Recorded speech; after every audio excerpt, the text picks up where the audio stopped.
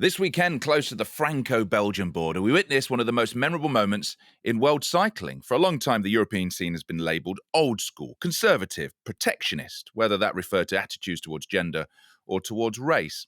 But at the climax of Sunday's coveted Gent Wevelgem Classic, the progress towards greater diversity was hugely accelerated and one of the most powerful moments in the recent history of the sport. Attention, Biniam Girmay toujours en tête. Personne n'arrive à remonter. Biniam Girmay. Et Biniam Girmay s'impose. Un Eritrean remporte Grand Wevelgem. Grand Wevelgem. Oui, Grand Girmay qui s'impose aujourd'hui. Hello, or more like, hello. I'm OJ Borg, and welcome to the latest Aérogramme podcast for the always classy Peloton magazine, a magazine that is the journal equivalent of rich mahogany and leather-bound books. Supported by the Hammerhead Karoo 2 and recorded in the afterglow of a truly memorable Gent Wevelgem that saw the first African rider win one of cycling's most coveted classics. Now, risking hyperbole, but quite frankly, a situation like this calls for it, Biniam Girmay's exhilarating sprint victory from a four-man breakaway may have changed pro cycling's archaic attitudes towards greater diversity in the peloton for good. The Eritrean's breakthrough win certainly blew his rivals away, but it also kicked down a door that has long remained closed to black cyclists. To talk through all of this, I'm joined by Jeremy Whittle, cycling correspondent to The Guardian, once mistakenly labelled the press room's eminence Greece, and also by Peter Cossins, multi-award-winning author, better known as the Wainwright of the Pyrenees. So then, Jeremy, let's start with you. What did we see at Gent Wevelgem? Was history made? Eminence Greece. Whatever. We saw something that we've never seen before, which was a black African rider winning a world tour. Well, winning an elite classic race, whether it's a world tour race or a monument is kind of semantics. The point was it was a huge breakthrough in terms of the diversity of cycling, in terms of racial equality within cycling, in terms of African presence in cycling. I think it will reverberate around the sporting world. In fact, it won't even be confined to within the European cycling scene. I think that will reverberate through sport.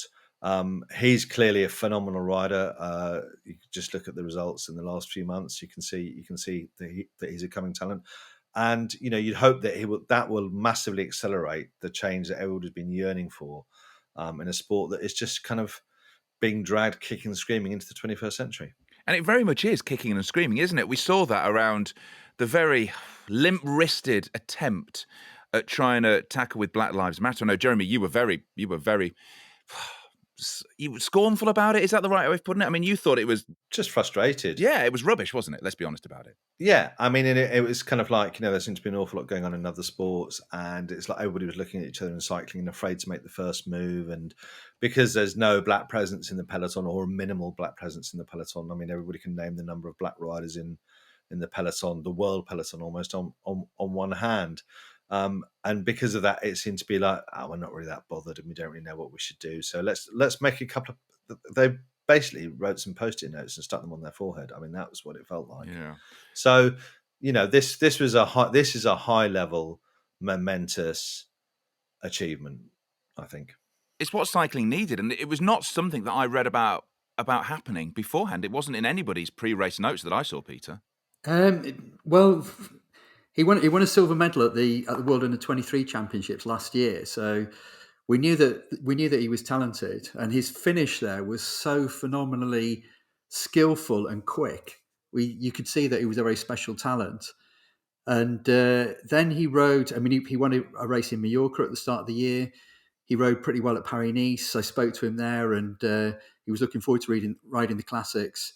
And he rode E3 last Friday, and that was supposed to be a one-off for him. Basically, he'd never ridden that race. The only time he'd ridden on the cobbles before was a little bit in the World Championships in Belgium last year, and he finished fifth in that race, and just kind of astounded everybody. I mean, I think Wout van Aert, who won that race, was asked at the end, said, "Well, did you know that he'd never ridden on the cobbles before?" And he said, "Well, that's just extraordinary. He's obviously an extraordinary talent," and we've seen that confirmed today. Well, yeah, but nobody, unless you wrote about it or you saw it written anyway. He wasn't one of the pre-race favourites, was he, for Gent Wevelgem? I think when I looked down the list of favourites in L'Equipe this morning, I think he was given 1 star out of 5. Bearing in mind that Van Aert was given 5, Fabio Jakobsen, who we didn't see anything of at all, was given 4. So he kind of was a little bit on the radar, but seen very much as a rank outsider. So with that in mind then, are we overstating the importance of this moment, or has cycling finally crossed the diversity threshold, Peter? I think it's a huge moment in the sport. I think it's phenomenal for African cycling and for black riders as well. I mean, I spoke to Girmay at Paris-Nice a couple of weeks ago, and I was interested to find out from him then. I mean, last year, at the end of last season, we saw the Quebecer team fold, and because they ran out of cash, and that was kind of the traditional way for African riders to get into the World Tour. And I said to him there, do you think it's going to affect African riders getting an opportunity? And he said, well, there are opportunities there. He says it's not easy, but he didn't do it through Quebecer. He got a place at the World Cycling Academy at the UCI's headquarters in Aigle, and kind of worked his way up through their system. He then got a place on the Delco team that was based in Marseille, sadly out of existence now. And then he got picked up by Intermarché, who signed him to a long-term contract until the end of 2024, which seems like a very good piece of business at the moment. So, I mean, it's an unusual way into the sport, but I mean, there are opportunities, I guess. So is with that in mind then, Jeremy, is this a UCI success story? Well, I think grudgingly, we may have to accept that the UCI have played a significant part in this. And actually, it may be one of those times where the much maligned term globalization, in terms of spreading the word of cycling, has actually had a really positive impact. And I mean, maybe he'd have made it anyway without the UCI and without the academy in Switzerland. Maybe he'd have got there anyway. But certainly, I think one of the things that is really going to change is the attitudes towards the capabilities and the aptitude of black riders. I mean, who would have thought that the received wisdom within the sport would have been, black riders can't ride in one-day classics for a start. Maybe they can climb well because of altitude. They all live at altitude, not on the Rift Valley. They can't compete on the cobbles. There'd have been all these kind of very, very kind of ingrained attitudes that really are racist about black athletes, and he's just booted them into touch. I mean, spectacularly thrown them way into the hinterland. For those attitudes have gone now, because you can't say that anymore, because you've got this shining example of this guy who can do exactly the things that they said black cyclists can't do. So that's why it's so powerful, I think. Spring riding, it is back, and Hammerhead's Karoo 2 is the only bike computer with predictive path technology to help you get more out of your rides. And I know this because I have one, and it's wonderful. Explore with confidence with the most advanced GPS navigation and routing available, and its exclusive climber feature to see upcoming gradient changes in real time. And if it's a big change, you can weep onto its waterproof skin. Get your Karoo 2 today at hammerhead.io. Use promo code Aérogramme, that's Aero, A-E-R-O, Gram with 2 M's and an E, to get a free custom colour kit and exclusive premium water bottle when you purchase a Karoo 2. That's hammerhead.io, promo code Aérogramme. Or if I was going to say it as it's written, Aérogramme.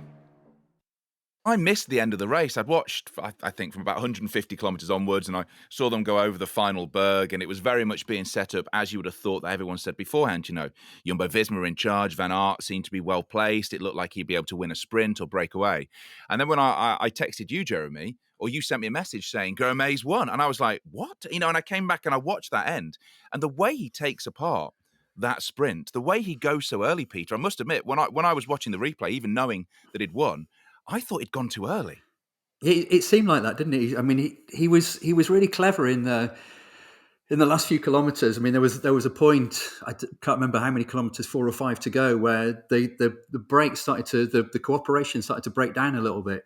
And Jasper Stuyven, who of course won San Remo last year, and he's one of the great Belgian classics riders, kind of had to almost push Girmay back into line and say, look, keep going for that. And you thought maybe he's not got it, maybe he's just run out of juice there a bit.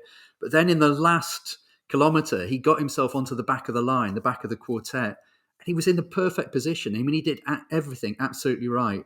I mean, it was fantastic. Yeah. It was a great sprint, wasn't it? Because he jumped across the other side of the road, made them move right across the road, and he took them by surprise. It was perfectly timed. Yeah, and then you look at his face. I mean, they always have a camera when somebody's crossed the line, and you see everything in bike races, from histrionics at Paris-Roubaix to tears to hugs. it was a look of pure shock on his face. I mean, it didn't seem to register what he'd managed to do. So let's hear from him, because he struggled to take it in what happened when he spoke to the media after his win. This is cycling history. An African wins Gent Wevelgem. Tell us how you did it. I don't know, it's unbelievable, amazing. I cannot expect like this, We just changed my plan in a few days, like Friday night. So, yeah, I'm just coming for some good result. But like this race, amazing, unbelievable. Is there any chance you're going to change your plan again now with the Tour of Flanders in prospect? I don't think so. Now, yeah, it's since a long time. I stay 3 months, so I miss my wife, my daughter, so I have to go back home. It was amazing. You went early in that sprint. It looked too early at some point. Yeah, I mean in the finish. No, it's, of course I feel much better, but also there is really strong guys with me, so I'm a bit afraid. But yeah, when I went back, I'm the last, so I feel more confident, especially when you enter the last 250 meters. I was a bit confident, but yeah, I don't know, it's unbelievable. Yeah. You are already a hero in Africa and Eritrea. What do you think this victory can change for African cycling? Of course, it's changed first for me. For sure, it's changed a lot of bright future, especially for all African riders. So, I mean, congrats for all African riders. And congrats for you yourself. How was it the third time across Camel, and then you were in the right group to get there, and then you catch the right breakaway? Yeah, I lose many places, especially in the first, when you enter the first section, and then also in the first cobblestone. I also feel a bit, not comfortable, but after I feel better. So, yeah, just riding a bit smart, I just going follow, and then in the end, we know everybody because they just waiting for Van Aert. So, yeah, I'm just playing a bit easy. Okay, thank you very much. You have 10 seconds to say something in your mother language. There's Africa. Especially نقولهم صدراي نقولهم بعلت بيتي بفلاكا نقولي كحقوسنا. You're a cycling god. Thank you, Biniam Girmay. Thanks so much. That is the winner of Gent Wevelgem speaking to the media after his historic win, Eritrea's Biniam Girmay. And he only signed on to race on Friday. Am I right? Because this wasn't part of his schedule, that he did E3, did pretty well, and they said, well, listen, do you fancy doing one more race, Peter? He said yes, and look at the result.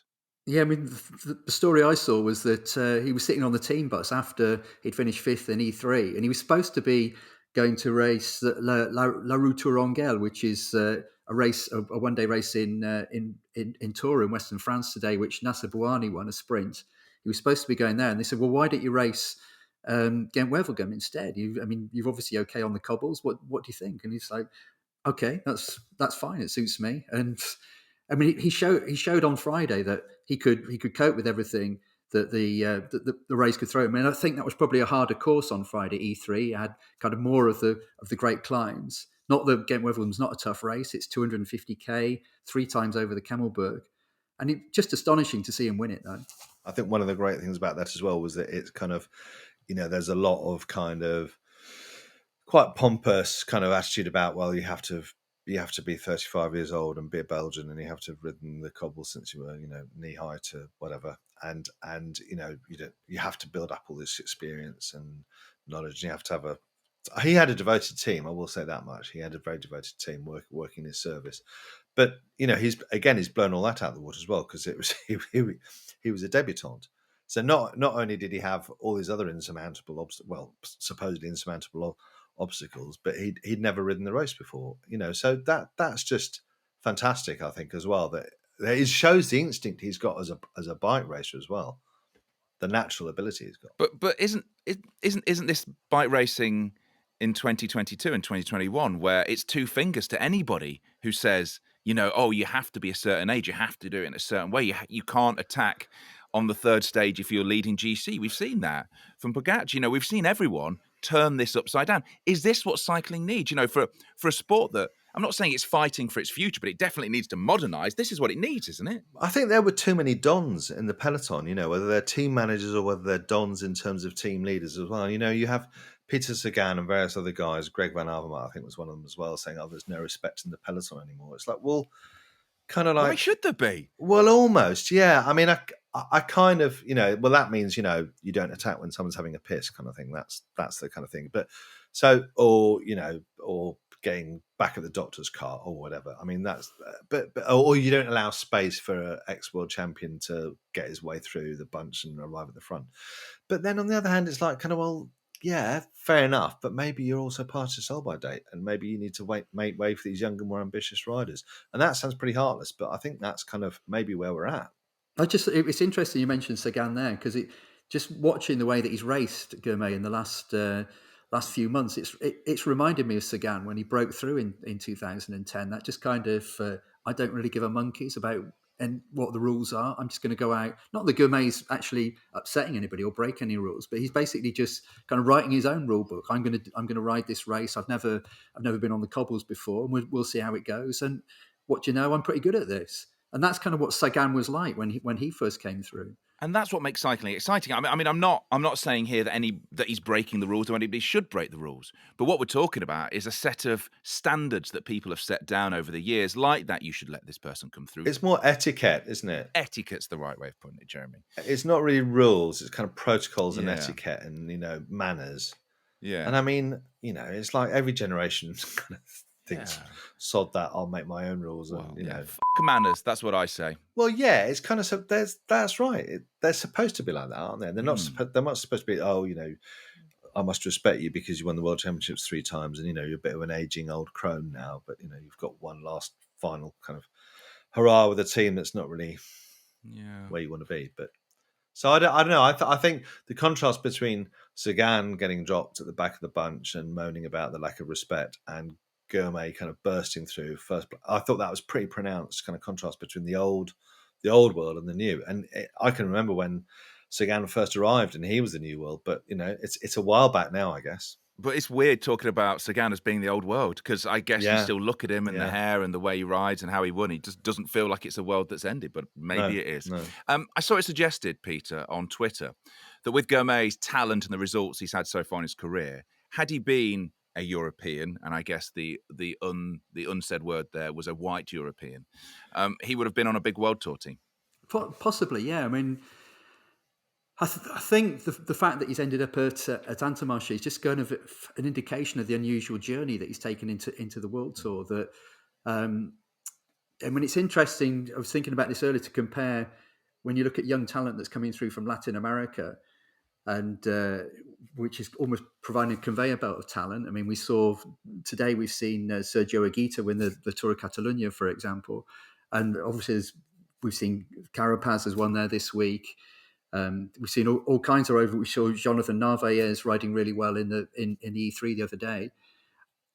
And there's a lot of focus on South American riders. I mean, we see team managers going out there trying to find talent, trying to source it, and people aren't doing that in Africa. I mean, I guess the Quebecer team were maybe doing that to a certain extent, but not massively. I mean, they weren't bringing through huge numbers of Black African riders. And there's just not been that focus, I guess. And Girmay's had to find his own way. And I suppose that says a lot about the way the system's set up at the moment. He found through his ability, through winning medals at the African Championships as a junior and under 23, he found his way into the UCI system, and they've kind of given him a leg up. But why not? But why has he been signed? I mean, okay, so for people who don't know about the Intermarché team, just what is the size and the scope of that team for maybe people listening to this who don't know much about them? I guess they're probably they're a World Tour team, but I guess of the 18 World Tour teams, they're probably, I don't know, between 16th and 18th in terms of the budget they've got to spend on salary. So he's probably not earning very much money at all. But I mean, certainly if he'd come into Ineos or to Jumbo Visma or UEA, are probably the prime example of signing young talent at the moment, when they've got a whole stack of young talents they're bringing through. he'd be on far more money and probably have a much bigger profile. But So why have these teams, Jeremy, not seen him? Why have they not picked him up? Surely Ineos, Jumbo, UAE would have, they have scouts around. Did they not look in that place? Did they not want somebody like that? Because as I say, if we talk about his results stand up against any of the young riders around. I guess his breakthrough moment. I mean, I think we talked about this a bit, or we will discuss this a bit. This was kind of his break. This wasn't his breakthrough moment. It was more of a confirmation, I think, of his talents, which we've seen since the start of the season. Really, his results. But his breakthrough moment was at the World Championships last year. Now, maybe that was a bit too late for some teams because they'd already all the top teams because they'd already had the ability to do their shopping in the summer around the time of the Tour de France and to fill their rosters up then. So maybe he came a bit late in the day for them to add. On the other hand, and I don't want to say this, but I think maybe there's an element of kind of like he'd be regarded as a risk because he's African, and that if I think some teams would go to a Belgian or an Italian or a Spaniard before they would an African rider. Put it that way.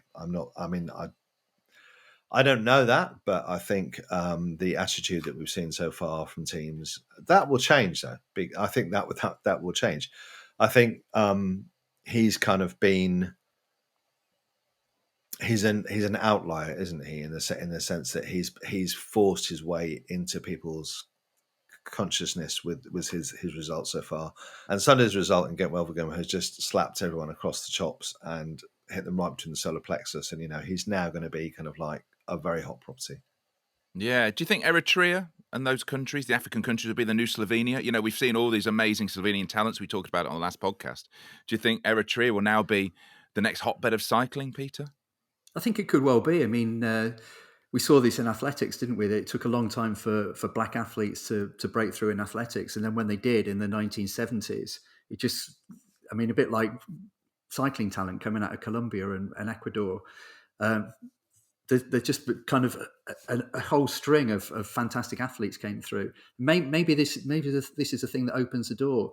I mean, I'm not entirely sure what the politics of Eritrea is, but it is a country that is kind of semi-isolated. It's a one-party state. I think there's it's difficult for people to get in and out of there, or that's my understanding anyway. So whether it's as open as other countries to allowing people in that way, I'm not so sure. We're going to talk about just that in a second. The sad thing about all of this, Jeremy, is the fact that after what we've just seen, I would love to have seen him racing some more of the Spring Classics, but he's not going to race the Tour of Flanders. He hasn't seen his family since January the 10th, so he's heading back to Africa, but plans to return in time for the Giro, which starts on May the 6th. Jeremy, what do you think we can expect from him at the Giro? Surely that's going to be the exciting storyline. Well, yeah. I mean, I'd have thought there are stages that he can target there, and that he can make an even bigger impact. Have an even bigger splash there. But I mean, let's see. I mean, I think he's done phase one of his season. Then, obviously, he's going to go back to Eritrea and return presumably refreshed. Well, when Girmay gets home, it's likely he'll be fated, but like other African nations, Eritrea is not an easy place to build a bike racing pedigree. It is a country with a president who has been in office for decades and with a chronically poor record for human rights and press freedoms. We're joined now by Dr. Stuart Gillespie, keen cyclist himself, but also a senior fellow at the International Food Policy Research Institute, who has worked with many countries in Africa and with UN organisations over 4 decades to address child malnutrition. Stuart, thank you very much for your time, buddy. Thank you very much. Great to be here. So, based on your experiences of Eritrea, how much impact do you think Girmay's success will have back home? That fabulous win. I think it'll be huge, absolutely huge. I don't know if they're going to have a national holiday tomorrow, but I was there 21 years ago. He was not even, maybe he was 1 year old at that time. I was there in the middle of 2001. And cycling was big then. It was just even then. It was just a few months after the ceasefire in hostilities with Ethiopia, and I was actually staying with a lot of UN peacekeepers. But I travelled across Asmara then for a workshop with the president, and I briefed him on the workshop. But also, he seemed to want to talk about cycling. So it's ingrained. It's part of their culture, and this will be a huge deal over there, I'm sure. And you're a keen cyclist yourself. What sort of conversation was it you had about cycling with the president? I think we saw the sort of crowd. There was a movement. There were people moving in Asmara in the city towards an event, and I think there was every Sunday they had a cycling event in Asmara itself. And I think it was apropos of that we talked about cycling. I said, well, yeah, I'm a cyclist too, and I think he is too. He was saying he likes to go out with, I guess, with his bodyguards. But yeah, so through that. And what sort of cycling was going on in Eritrea at the time? Was it road racing? Well, I wasn't there that long enough, and there was a security situation anyway. So I was even surprised that there were crowds gathering. But they do have a regular Sunday event in Asmara itself. They have a strong sort of cycling federation, and they have people, cyclists go off on their own anyway, almost like Sunday club rides. But I've never seen that anywhere else in Africa. A little bit in Kenya, but it was really great to see in Eritrea. So knowing that country, knowing the year he was born into and what the country was like and the years since as well, there must have been huge obstacles for Girmay to move to Europe, to take up this career, to get to where he is now. Well, there were huge obstacles in surviving, for one thing. I mean, Eritrea still has one of the highest malnutrition rates in the world, in the top 3 with Burundi and East Timor. And in 20 years ago or 21 years ago when he was born, he would have had a 1 in 2 chance of being stunted, significantly, seriously malnourished, as in not getting the nutrients he needed to actually grow as a child, let alone become a world-beating cyclist, and avoid sickness. So a 1 in 2 chance, 50% stunting, and it's still it's a bit lower than that now, but there was a massive hurdle. Poverty, 50% of households have a basic water supply, 50% without any water. Only 10% have a basic sanitation system. You had a 1 in 10 chance of dying before age 5. So it was these were massive obstacles that he must. I mean, I don't know his personal situation, but Asmara, I think he was born in Asmara, so it's a little better than elsewhere, but still extraordinary given where he's come to now. So that makes what we've just witnessed, it makes it all the more incredible, considering the background to this story. Yeah, I mean, as you know, there have been other great cyclists coming out of Eritrea, Tekla Hymanot, Kudus Behane, and they took a while to get sort of work through the system, but he's only 21. It's just extraordinary, and yeah, fantastic. Do you think this will change maybe some of the attitudes towards cycling from the big European World Tour teams, from the big World Tour teams? Do you think they'll start looking at this country and seeing what talent is there? Maybe not just in Eritrea, but across all of Africa. Well, I would hope so. It's way overdue anyway, and I think this should be certainly it's massive for Eritrea, but it's massive for Africa, and I think hopefully it'll be inspirational across those regions, continents, but. If cycling is truly a global sport, you'd expect a much more multinational peloton, and so hopefully inspirational for cyclists in Africa and Asia, but also World Tour teams to actually, be aware of that and try to help cultivate that kind of environment more widely, really. Okay, away from cycling, what has Europe and maybe the rest of the world, the Western world, what has their attitude been to Eritrea? Well, Eritrea has significant human rights problems, so it's there's still this extraordinary national conscription, and that's the other thing I'm assuming you avoided it. From age 18, kids have to go in for at least 6 years and serve in the military in fairly harsh conditions. 6 years? Yeah, average 6 years. He may have had an exemption, I don't know. So the human rights, it's pretty dodgy. No free press. They don't have a free press at all. Ultra nationalist. So it's tough. It's a tough place politically. They do have this culture of cycling, but it doesn't rank very high on the sort of human rights league table, as it were. I mean, it's one of those great ironies, isn't it, that we all want to advocate far greater diversity in cycling, and we want to see more black athletes in cycling and the growth of black athletes in World Tour cycling. But at the same time, I mean, Rwanda is another case in point. where they have a regime that's been in place for 25, 30 years. The same president has been in place for 20 or 30 years. Allegations made by Amnesty International, Human Rights Watch, Reporters for Freedom that there's minimal. There are many human rights abuses. That there's minimal free press. I mean, it's ironic, isn't it? That on the one hand we're advocates for these nations, but at the same time, other bodies in the West are saying we shouldn't be supporting these nations. Yeah, it's a tricky situation. But as an individual, what he's achieved already at such a young age should be hugely inspirational for Africa and beyond. I would hope. It's about time.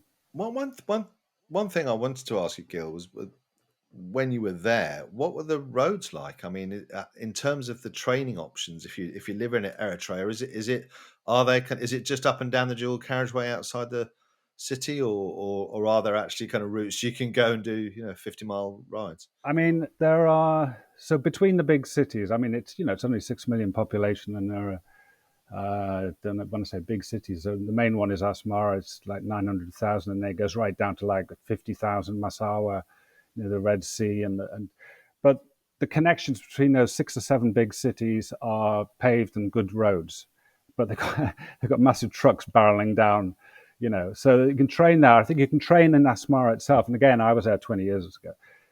I think the tarmac, the road surfaces are pretty good, but beyond that, no, it's it's basic and it's gravel and the mountains. I'm not sure about the mountains. There must be 1 or 2, but they're already at the height of the Galibier in Asmara anyway. I mean, it's like 2,400 meters elevation. So they've grown up with a lot of oxygen carrying capacity in their blood through much supercharged hemoglobin levels.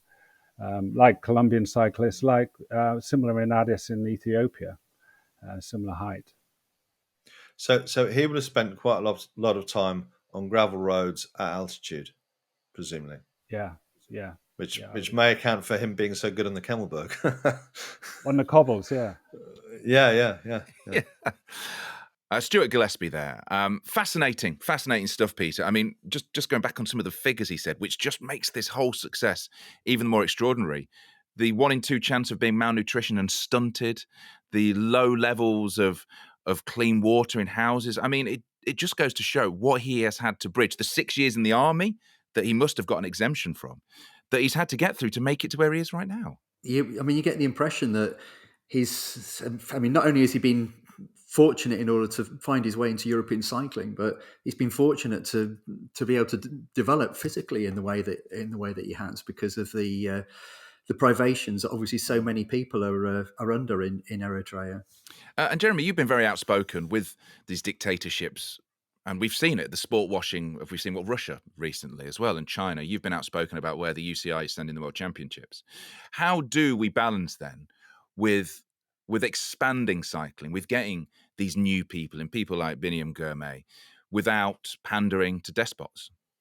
Well, I think you can both celebrate African cycling and the talent that is clearly there and support the growth of that talent without going cap in hand to despotic regimes that are unethical and that have people disappeared and that don't have a free press.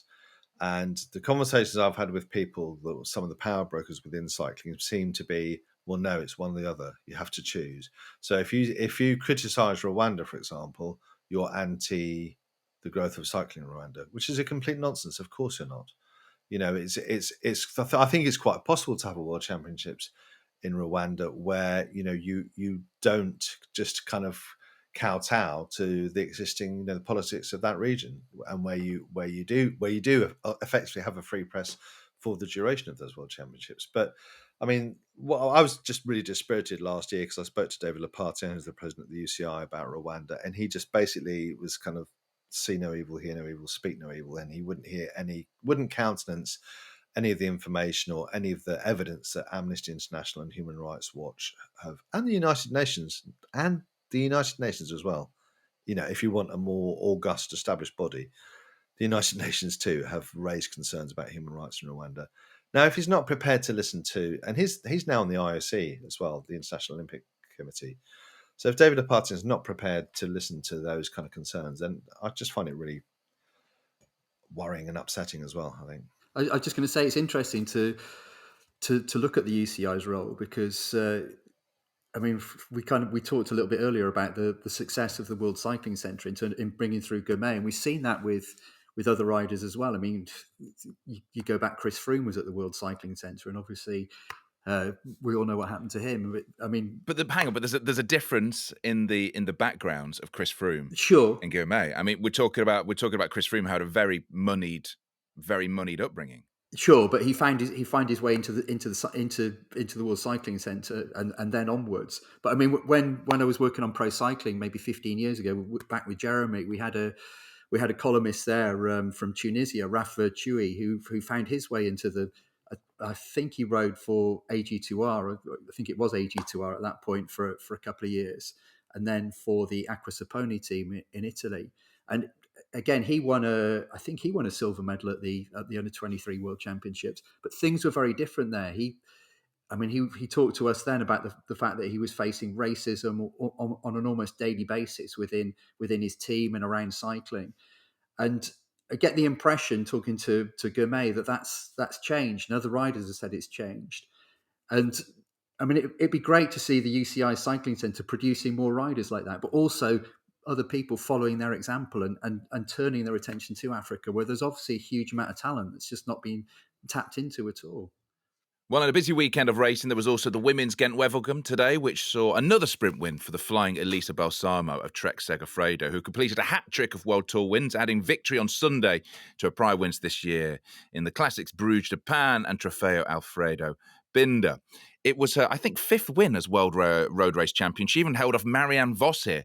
Is she now legitimately, Peter, the dominant force in women's cycling? She's the dominant sprinter in women's cycling. There's no doubt about that. And I mean, she's got a team in Trek Segafredo who know that she can win, who work for her. And she just, I mean, like any sprinter, as soon as you kind of win a couple of races, your confidence is up, you can win anything. And I guess winning the World Championships has moved her to another level, and she's just continuing. Well, there's been a lot of racing elsewhere. We really are now into the full cycling calendar, with Sergio Higuita winning the Tour of Catalonia and his race-changing break with Richard Carapaz in Saturday's stage at the expense of UAE, and Almeida showing that some of the other teams are now finally, after we talked about it last week, stirring into life. Was that, Peter, the biggest success to date of Higuita's career? Definitely, yeah, definitely the biggest success. I mean, it's been interesting watching Bora this season, the Higuita's team, because they've gone into races saying, like a lot of teams do, we're basically racing to win.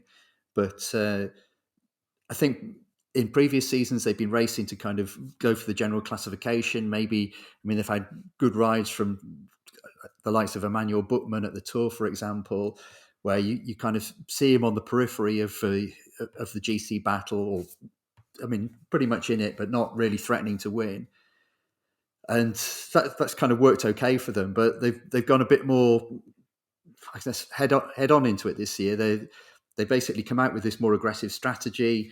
And Higuita's performance at Catalonia really encapsulated that. I mean, the break that he did with Carapaz on Saturday was absolutely astonishing. And it was funny because they had two stages in the Pyrenees at the Tour of Catalonia on stages 3 and 4, when not really a great deal changed. The gaps between the GC favourites were only kind of a matter of seconds. But there's always a tendency in the Tour of Catalonia for the 5th and 6th stage that kind of heads back towards Barcelona and through really rugged terrain to be extremely difficult. I remember a race maybe 4 or 5 years ago where Chris Froome and all the Sky guys got caught out and lost like half an hour on one of those stages back towards Barcelona. And it was that kind of thing yesterday, just complete chaos in terms of nobody being able to impose control and just absolutely riveting to watch. Yeah, that's what you want. And I love the fact we've got GC leaders or people who've got a chance of winning the GC putting in these long-range breaks. I love that. Yeah, no, it's great seeing it. And also it was good to see Richard Carapaz kind of finding his feet again, because he's been kind of on mute, hasn't he? He's been like I feel like he's been on mute since the Olympics. You know, he got the golden helmet, and then ever since then, he just seems to have been, as you say, a little bit muted. Maybe gold's heavier. Is gold too heavy? Is that the issue here? They've used real gold. Yeah, got the golden helmet, the golden bike, and golden balls. But I think one of the things about that is that maybe if you win the Olympic title, then it just changes things, and you're received differently and perceived differently, and maybe it takes a while to get back to what you're doing in the first place. And I think one of the things that's always made him really, really attractive to watch as a rider is just his gutsy, doesn't take any prisoners riding, and he commits, and that's what he did. Yeah, and that's what he did with Higuita, and it was really, really great watching that. And it was a classic kind of the really unpleasant weather. It was obviously really cold. You could tell that the roads were wet and it was dank and everything. They were descending on really dodgy, very fast, winding, really circuitous, winding roads. And I thought it was just a really, really impressive display of brinkmanship. And I think Higuita, I mean, it's ironic because both Higuita and Danny Martinez, they were both at the EF team, and they've obviously moved on now to other teams. And I think we're going to see them both have really, really, really good years this year. So hope so. Just let's end on a quick thought exercise, and that is, if you won the Olympic road race and you were allowed to wear the golden helmet, how gold would you go?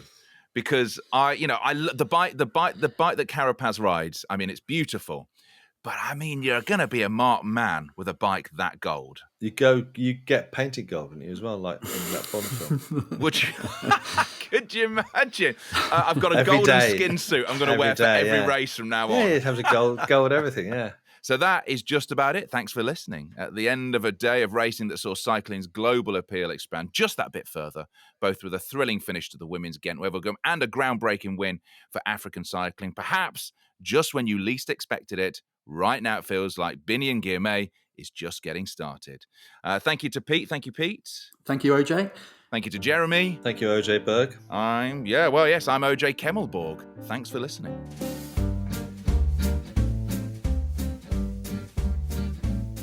This has been a Big Ring production for Peloton magazine. Peloton is an award-winning print and digital magazine available worldwide, known for quality, design, long-form storytelling and historical features. In the past 11 years, Peloton has become the go-to cycling magazine for serious cycling fans and enthusiasts around the globe. Please visit pelotonmagazine.com to learn more about our membership options. And it also smells great when you open it. Give it a sniff. Smells wonderful.